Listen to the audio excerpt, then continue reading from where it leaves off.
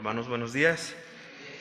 Ya me tocó saludarlos a cada uno de ustedes a la entrada, pero pues nunca está de más un saludo. Creo que esta es la segunda vez que me toca compartir la palabra de Dios con ustedes. Para mí es algo en muchas ocasiones muy difícil y yo le comentaba a muchas personas que en ocasiones he tenido la oportunidad de platicar ante un grupo de alumnos o platicar ante una junta de negocios y no se me hace difícil, pero el presentarme delante de ustedes me cuesta mucho trabajo, no sé por qué. Yo creo que el predicar la palabra de Dios no es algo que podamos tomar a la ligera y no es algo que podamos hacer sin habernos preparado y encomendado a Dios. Quiero invitarles, hermanos, a que el día de hoy podamos meditar en una porción de la palabra de Dios que se encuentra en el libro de Hechos. Hechos, capítulo 13, versículos del 1 al 13. Les voy a pedir que lo busquen y conforme lo vayan encontrando, se vayan poniendo sobre sus pies. Hechos 13, versículos del 1 al 13. Vamos a leer esta porción de la palabra de Dios alternadamente. Yo voy a iniciar con el primer versículo. Les pido que continúen ustedes con el segundo y así nos vamos hasta el 13 para leerlo todos juntos. La palabra de Dios dice así: Bernabé y Saulo comienzan su primer viaje misionero. Había entonces en la iglesia que estaba en Antioquía profetas y maestros: Bernabé, Simón, el que se llamaba Níger, Lucio de Cirene, Manaén, el que se había criado junto a Herodes el tetrarca, y Saulo.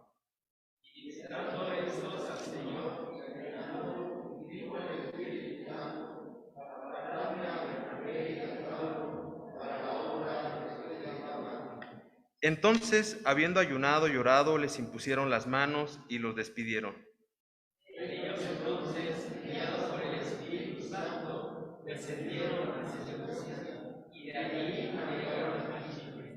Y llegados a Salamina, anunciaban la palabra de Dios en las sinagogas de los judíos.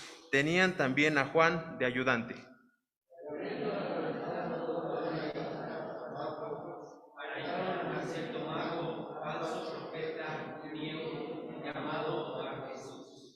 Que estaba con el procónsul Sergio Paulo, varón prudente. Este, llamando a Bernabé y a Saulo, deseaba oír la palabra de Dios.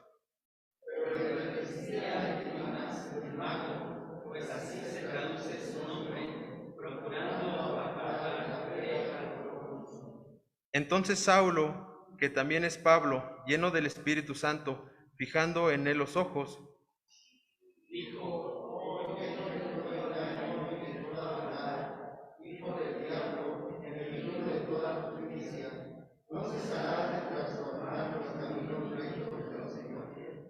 ahora pues, he aquí la mano del Señor está contra ti, y serás ciego y no verás el sol por algún tiempo. E inmediatamente cayeron sobre él oscuridad y tinieblas, y andando alrededor buscaba a quien le condujese de la mano.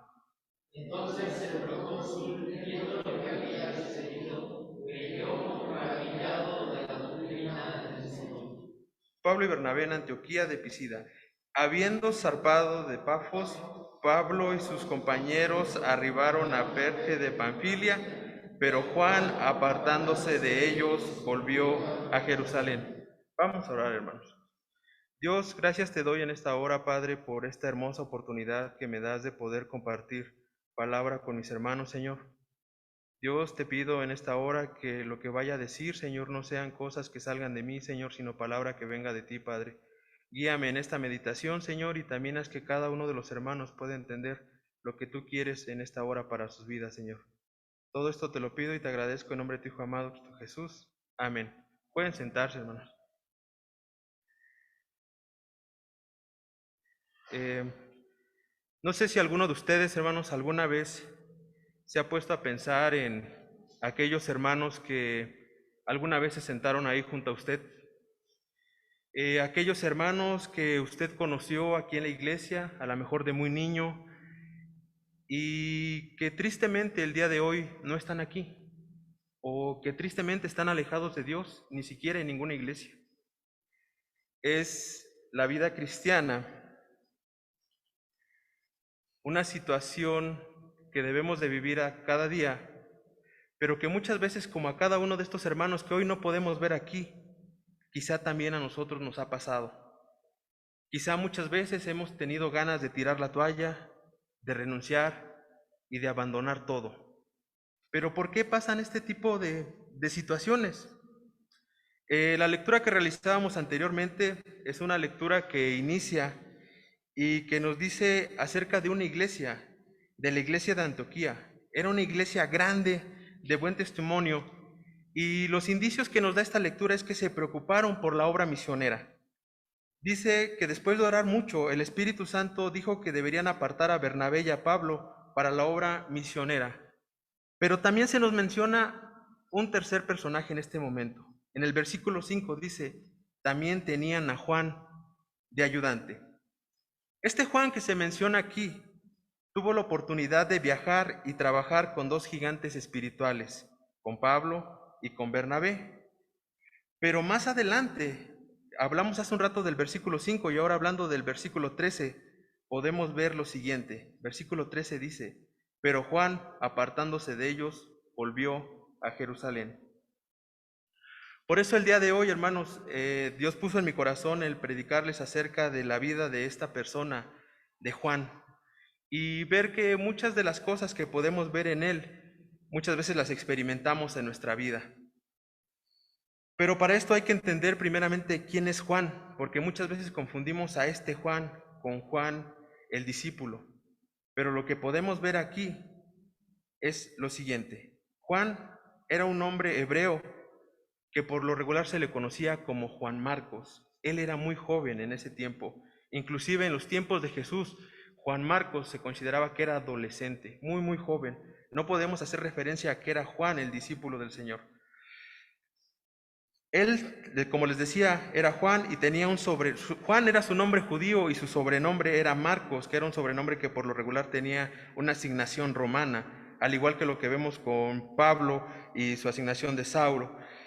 Se menciona a este Juan 8 veces en el Nuevo Testamento.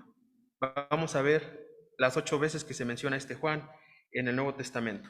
Muchas veces nos gusta platicar de las personas, nos gusta conocerlas, y creo que raras veces de los personajes de la Biblia buscamos cómo se fueron desenvolviendo en todo el transcurso de su historia.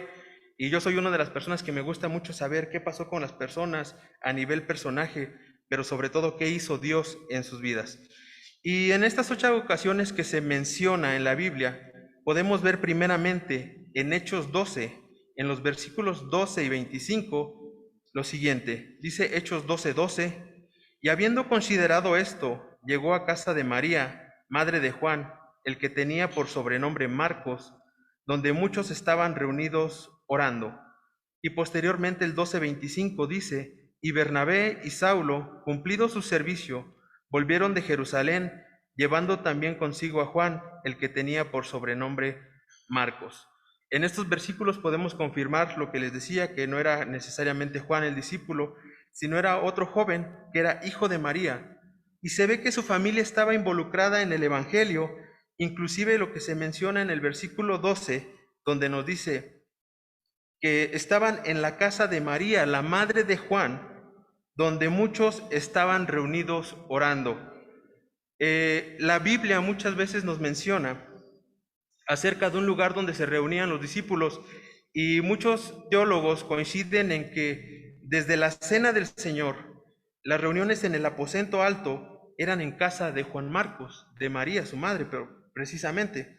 Entonces era Juan Marcos un joven que había iniciado su vida cristiana, fue testigo ocular de Jesús, e inclusive los discípulos se reunían en su casa. Entonces estuvo rodeado de un contexto cristiano desde el principio, iniciando el trabajo con los dos grandes de la historia, Pablo y Bernabé.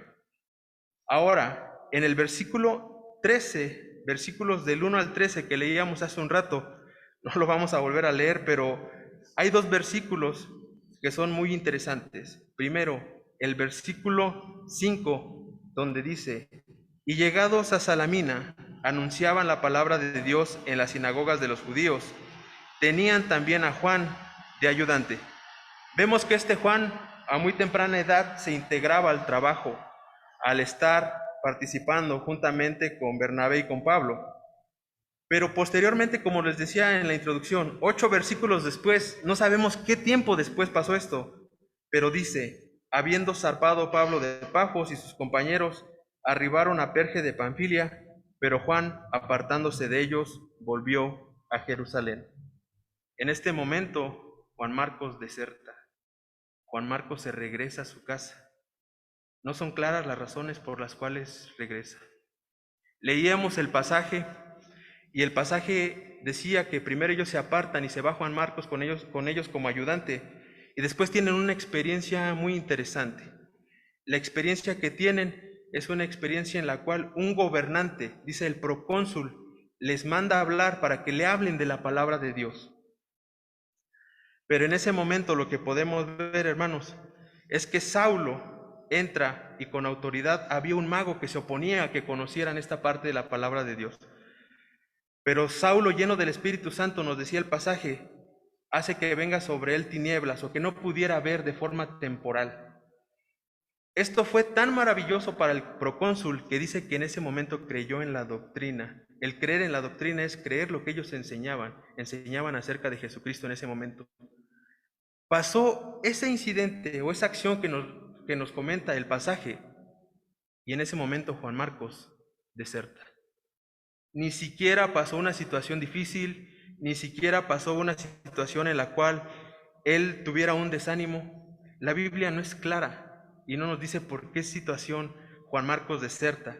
Es más, hay muchas razones. Algunos teólogos dicen que Juan Marcos extrañaba a su mamá y que por eso se regresa a Jerusalén.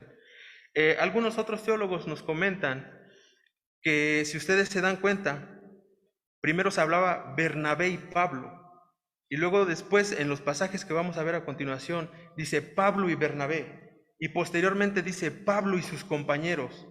Hablaba mucho de que el cambio de liderazgo que había de primero ser Bernabé a pasar a Pablo, y este Juan Marcos tenía una relación muy cercana con Bernabé, eran parientes precisamente, y eso lo vamos a ver más adelante. Muchos atribuyen a que él como que no aceptaba el liderazgo de otra persona que no fuera su familiar. No se sabe, hermanos, aún así no se sabe, pero todos estos indicios están. Lo importante de esto es que a pesar de ver un acto maravilloso, Juan Marcos se aparta. Pero la historia no se acaba ahí, en que él se va. A pesar de esto, la historia nos da evidencia de que fue un siervo para bendición. Juan Marcos desertó, Juan Marcos se fue, pero nos da evidencia de que él fue un siervo para bendición. Los siguientes versículos donde se vuelve a mencionar a Juan Marcos en la Biblia son cartas del apóstol Pablo, son palabras de Pablo que da primeramente a los colosenses. En Colosenses 4:10 encontramos lo siguiente: Aristarco, mi compañero de prisiones, os saluda. Marcos, el sobrino de Bernabé, acerca del cual habéis recibido mandamientos, si fuere a vosotros, recibidle. Pablo en este momento recomienda a Juan Marcos. Anterior a esto, hermanos, si ustedes buscan otro pasaje en la Biblia que también es en Hechos 15:36 al 41, se nos habla de que Juan Marcos fue el causante de un conflicto entre Pablo y Bernabé. Juan Marcos se había ido anteriormente y nuevamente Bernabé quiere que él vuelva a trabajar con ellos. Pablo se opone. Pablo dice que no. Y vemos que la solución a este conflicto está que Bernabé se va con Juan Marcos y que Pablo se va con Silas. Eso lo vemos en Hechos 15 del 36 al 41. Yo me puedo imaginar quizá esta situación y leyendo la Biblia nosotros sabemos del carácter que tiene Bernabé. Bernabé era una persona bonachona, amigable, que acogía a las personas. Y lo vemos porque versículos antes, la persona que lleva a Saulo después de la conversión ante los discípulos es Bernabé. Bernabé es el que lo lleva. Pero también nosotros podemos ver, hermanos, que Pablo en muchos de sus escritos tiene un temperamento fuerte. una persona que le gustaba decir las cosas directas y era, si nosotros lo decimos así, muy rudo. Entonces, yo quisiera imaginarme esta escena donde Bernabé, con esa bondad, quiere retomar a Juan Marcos y no dejarlo, a pesar de que él falló, a pesar de que él se fue. Y también veo el lado donde Pablo dice, no, ¿cómo nos los vamos a llevar? Si él ya falló una vez, nos va a volver a fallar. Muchas veces dentro de la iglesia podemos tener esas dos posturas. Podemos ser un tipo Bernabé, donde damos esa oportunidad de que los hermanos, a pesar de fallar, puedan servir a su Señor. O muchas veces también tenemos esa postura de Pablo, de decir, no, pero ya se equivocó, ya no lo debe de hacer, él ya no debe de servir. Pero muchas veces lo que nosotros vemos y lo que vamos a ver en esta historia es que Dios tenía un plan en específico para Juan Marcos. Lo que les decía, en algún momento Pablo, ya en lugar de desecharlo, Pablo lo toma primeramente como un colaborador. Dice en 2 de Timoteo 4:11, Pablo le escribe a Timoteo y le dice, solo Lucas está conmigo, toma a Marcos y tráelo contigo, porque me es útil para el ministerio. Yo no sé qué habrá pasado en la vida de Pablo en este momento, pero después de que eso haya sido un conflicto, en este momento vemos a Pablo diciendo, Juan Marcos ya me es útil para el ministerio. En la siguiente carta que también escribe a Filemón, que era una persona de la iglesia, le dice en Filemón 1:24, Marcos, Aristarco, Demas y Lucas, mis colaboradores. Pablo ya no dice que nada más le es útil, Pablo dice que colabora con él. En toda esta historia, hermanos, podemos ver un momento en el cual Juan Marcos tiene sus inicios en la vida cristiana, en la vida misionera, y vemos que a pesar de que él crece en una casa que se veía que estaban apegados a las enseñanzas de nuestro Señor Jesús, y a pesar de que al lado de él había dos grandes de la historia, Pablo y Bernabé, eso no fue impedimento para que él fallara. Pero también vemos que hay una segunda oportunidad, y en las acciones que él ha de haber desarrollado, fue a tal grado que Pablo lo llegó a considerar.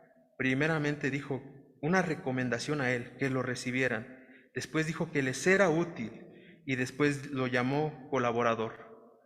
Y finalmente aparece otro personaje y es Pedro. Y en Primera de Pedro, que es una carta universal, Primera de Pedro 5:13, Pedro llama a Juan Marcos su hijo, su discípulo. La iglesia que está en Babilonia, elegida juntamente con vosotros, y Marcos, mi hijo, os saludan. ¿Qué cambio en esta persona? Muchas veces nosotros fallamos delante de Dios y pensamos que se acabó todo, pero nos olvidamos de que nuestro Dios es un Dios de oportunidades, que nos ayuda a restaurarnos. Para esto, a partir de esta historia que ya leímos, Dios me da la oportunidad de comentar con ustedes 3 puntos que yo puedo encontrar en todo esto que estuvimos viendo, en la persona de Juan Marcos. El primer punto que quiero comentarles lo he titulado, Preséntate delante del Señor sin tapujos y sin máscaras. Existe un pasaje muy probable en el que muy probablemente se trate de Juan Marcos, aunque no se mencione específicamente su nombre. Voy a leerles este pasaje que se encuentra precisamente en el Evangelio de Marcos, capítulo 14. Voy a leer desde el versículo 50, aunque el pasaje en sí es muy pequeño, son 2 versículos, es el 51 y el 52, pero les voy a leer desde el 50.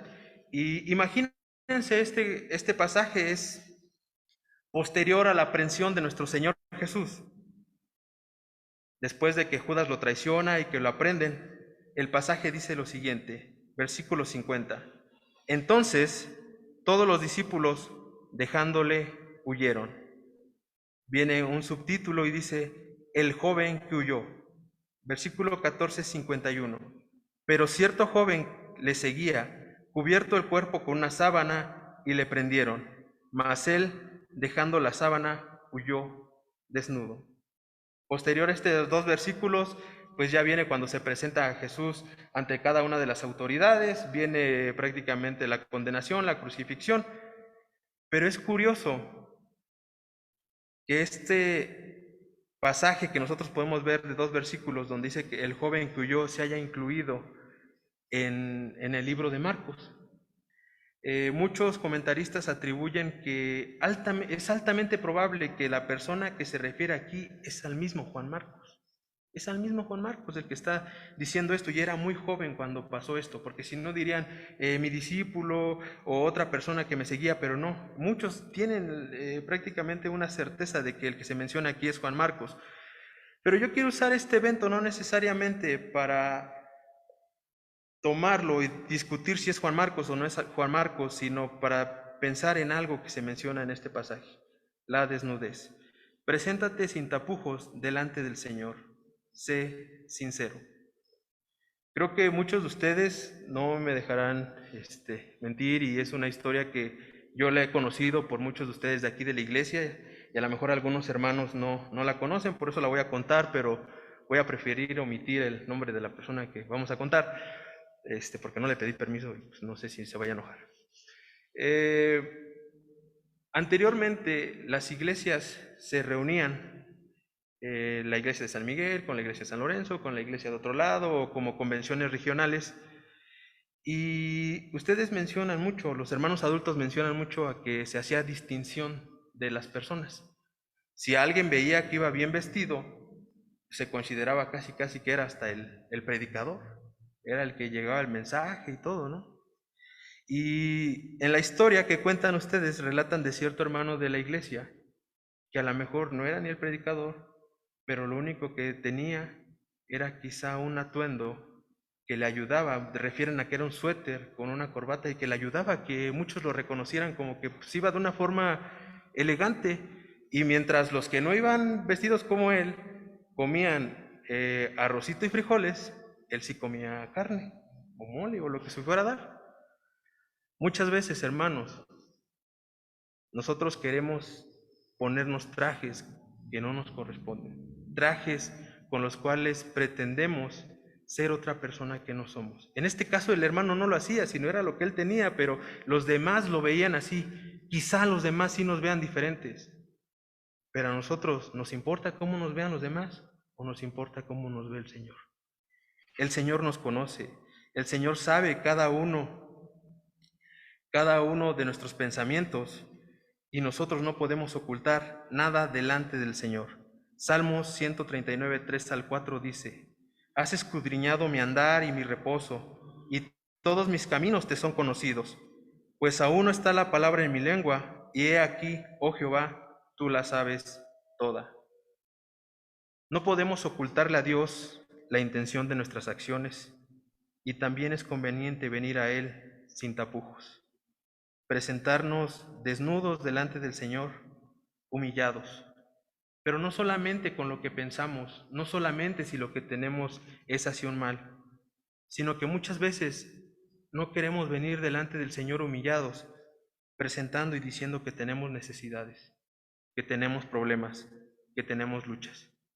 Y el Señor las conoce, pero lo que Él quiere es que nosotros las reconozcamos, para que al reconocerlas, reconozcamos que el que tiene el poder es el Señor para cumplir cada una de las cosas que necesitamos. El siguiente punto es: no abandones la misión, supera tus temores.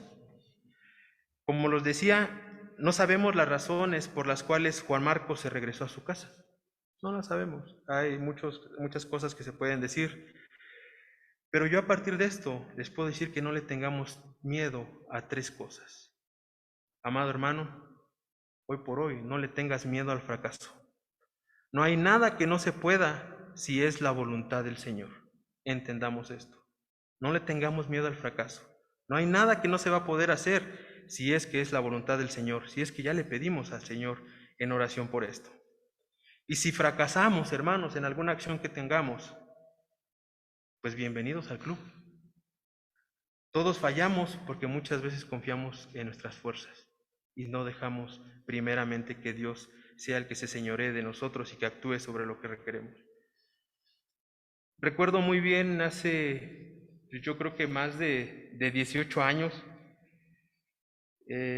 algunos hermanos han de acordar que aquí en el templo no estaba este piso blanco, estaba un piso de cemento con unas rayas y el sonido estaba ahí. Y me acuerdo muy bien que nos tuvimos que salir de aquí y nos fuimos al salón grande, y esa ocasión el hermano Ismael Flores me dijo: ayúdame, vamos a llevarnos el sonido de aquí para allá. Yo me acuerdo que en ese tiempo iba en la secundaria, según yo sabía electrónica, según yo sabía hacer cosas. Y a pesar de eso creo que medio anotamos cómo hacíamos las cosas, cómo desconectamos todos los cables, y se nos hizo bien fácil desconectar todo y vámonos, ¿no? Pasó el tiempo, terminaron de hacer todo esto, no lo pudimos volver a echar a andar. Creo que se tuvo que contratar a alguien más, ya no recuerdo muy bien. Aunque sea un caso muy simple, muchas veces así somos nosotros. Confiamos primeramente en lo que supuestamente ya sabemos, confiamos primeramente en lo que hacemos, antes de pedir dirección de Dios, antes de anotar una guía de cómo, si yo sé cómo iba, pues otra vez lo voy a volver a conectar. Pero no, muchas veces nos aventuramos. No lo hagamos, confiemos en el Señor y pidamos su dirección en aquello que podamos hacer. Siguiente punto, no le tengas miedo a tus limitaciones. Pide a Dios lo que necesitas. Tomando el mismo ejemplo como referencia, pasó más tiempo, yo ya pude desarrollar un poquito de más cosas pues a nivel estudio. Si se acuerdan, esto lo llevamos para atrás y ahorita está adelante. Pero en el servicio de venir y prender esto y de conocer y de saber, Dios permitió que yo fuera desarrollando muchas habilidades.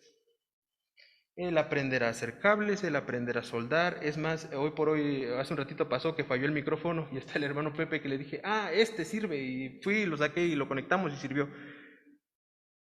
Dios me permitió aprender eso. En la universidad quizá no lo vi, quizá no lo usé, pero posteriormente en el trabajo en el que ahora me desempeño, ¿qué creen? Que curiosamente vendemos todo ese tipo de cosas. No es comercial para que me compren, sino que cuando yo fui a la entrevista de trabajo me presentaron cositas de esas. Y yo ya sabía qué eran, y sabía cómo funcionaban, y sabía todo, y yo nunca las había visto en la universidad. ¿Qué les quiero decir con esto, hermanos? Muchas veces la iglesia nos enseña muchas cosas que son útiles aquí, pero que allá afuera nos sirven de muchas cosas. Es diferente al revés. Muchas veces allá afuera aprendemos qué hacer líderes, qué hablar, qué decir, que no sé qué, pero no lo podemos usar de la misma forma en la iglesia. Pero lo que aprendemos aquí y lo que le pedimos a Dios y lo que Dios nos enseña, nosotros sí lo podemos usar allá afuera.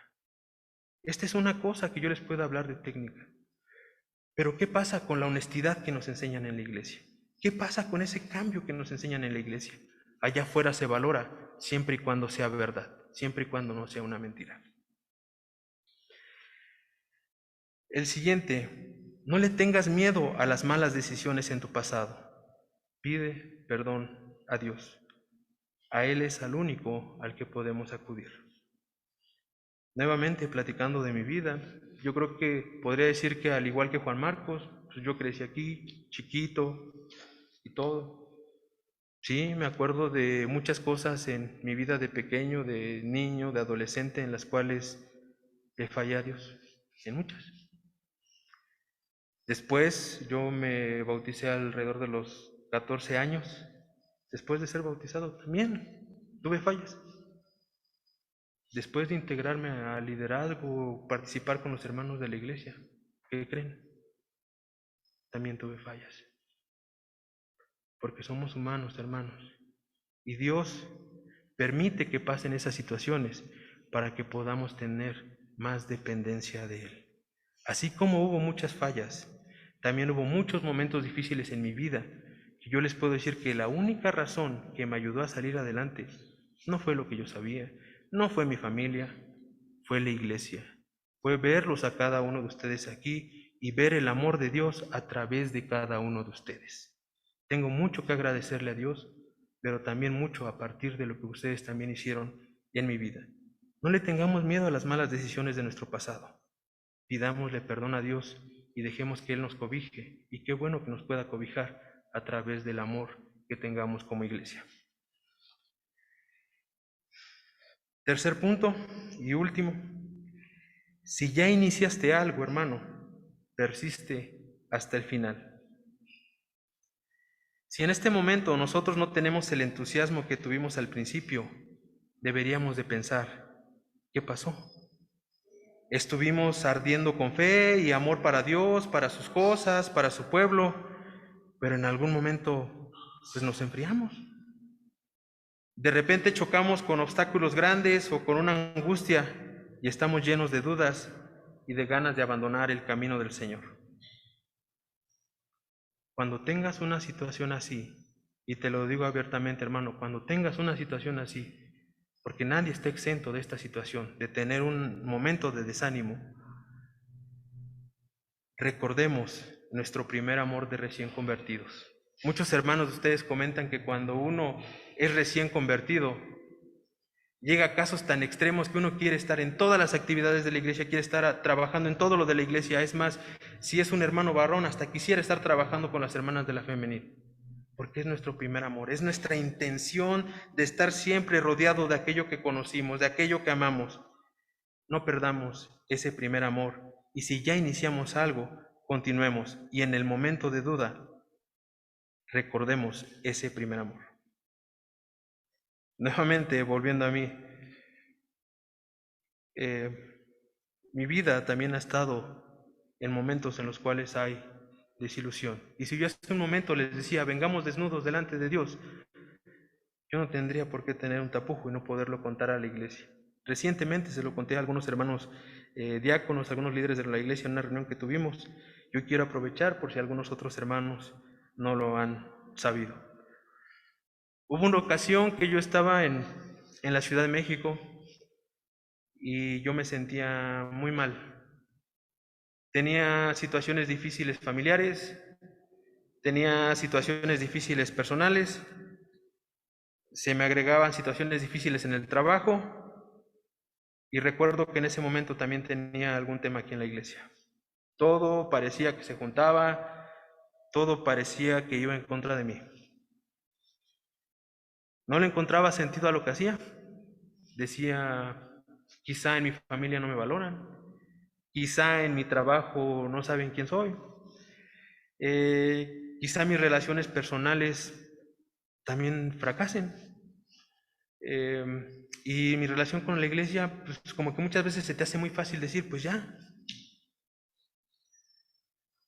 Pero recuerdo muy bien ese día que yo salí a comer y iba pensando en eso, en el camino a comer.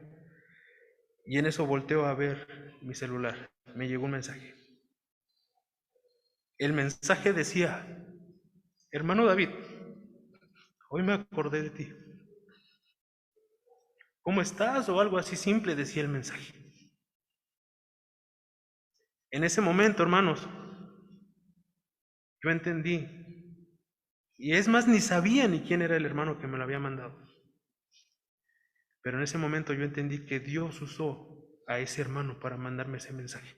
Y recordar mi primer amor. De que el que me ama y el que me hace estar aquí y el que me hace trabajar y el que me hace involucrarme en las cosas de Dios es Él. Y me lo recuerda a través de hermanos de la iglesia. Yo recuerdo muy bien que yo decía anteriormente, es que para mí una iglesia ideal va a ser donde haya puros hermanos comprometidos, donde haya puros hermanos que trabajen, donde haya puros hermanos que estén puntuales, todo así como si fuera un manual y justo, a la mejor en mi forma de ser. Y muchas cosas con seriedad, porque ustedes me conocen que soy una de las personas que me gusta ser como muy serio, como muy enojón, como muy seco. Y ese día la enseñanza de Dios también está en que llegó de un hermano completamente diferente a mí, de un hermano alegre, de un hermano jovial, que siempre te presenta esa cara de alegría. Y en ese momento entendí que es el amor de Dios el que puede tener diversidad de hermanos en la iglesia. Algunos sí, quizás como algún Pablo, o así, casi como de la forma en la que yo les decía, de un carácter fuerte, pero también hermanos como un Bernabé, que son bonachones y que ayudan a cada uno de estos hermanos en la iglesia. Quizás sí, de un hermano fuerte podemos entender su compromiso y su perseverancia y su constancia aquí en la iglesia. Pero un hermano alegre nos comparte eso también. Una alegría, el poder recordar algo tan simple como es nuestro primer amor. Concluyendo, recordamos los 3 puntos que les presenté el día de hoy, como lo que fue en la vida de Juan Marcos. Preséntate delante del Señor sin tapujos y sin máscaras. No podemos ocultar la intención de nuestras acciones. Es conveniente venir a Él sin tapujos. Preséntate desnudo ante el Señor, humillado. Presenta tus necesidades, tus problemas y tus luchas. Segundo punto. No abandones la misión. Supera tus temores. No le tengas miedo al fracaso. No hay nada que no se pueda si es la voluntad del Señor. No le tengas miedo a tus limitaciones. Pide a Dios lo que necesites. No le tengas miedo a las malas decisiones de tu pasado. Pide perdón a Dios. Y por último, si ya iniciaste algo, persiste hasta el final. Recordemos ese primer amor de recién convertido. Podemos ver que a pesar de todas sus fallas, vemos el proceso en el cambio en la vida de Juan Marcos. Tuvo el privilegio Juan Marcos de escribir uno de los evangelios. Quizá nosotros ni lo vimos en un principio. Mateo lo escribió un discípulo, Lucas lo escribió un discípulo, Juan lo escribió un discípulo. Pero en este caso, a Juan Marcos se le atribuye el escribir el libro de Marcos. El que renunció, el que se fue, el que causó problemas, Dios le dio la oportunidad de escribir uno de los evangelios y no necesariamente fue un discípulo. Por eso, mi amado hermano, en esta hora te invito a que seamos ayudantes, a que seamos colaboradores, a que seamos útiles, discípulos en el ministerio, siendo hijos, pero hijos de Dios. Vamos a orar. Dios, gracias te doy en esta hora, Padre, por lo que tú me permitiste compartir con mis hermanos, Señor. Gracias por la vida de cada uno de ellos, Padre, porque cada uno de los que está sentado aquí, Señor, es una pieza importante para mi vida, es una pieza importante para la iglesia, Señor, y sabemos que cada uno de ellos también es importante para ti. Dios, bendice a cada uno de estos hermanos, Padre. Ayúdanos, Señor, a que podamos servirte delante de ti, Señor. Que nuestras fallas, que nuestros temores, Señor, no sean una limitante para no poder rendirnos y entregarnos delante de ti. Haznos ser constantes, perseverantes, y Dios, tú tienes la misión para cada una de nuestras vidas. Tú personalmente nos indicarás a cada uno de nosotros qué es lo que quieres para cada una de nuestras vidas, Señor, pero haz que no resistamos al trabajo que tú quieres para nosotros. Todo esto te lo pido y te lo agradezco en nombre de tu amado Cristo Jesús. Amén. Que Dios añada bendición a la meditación.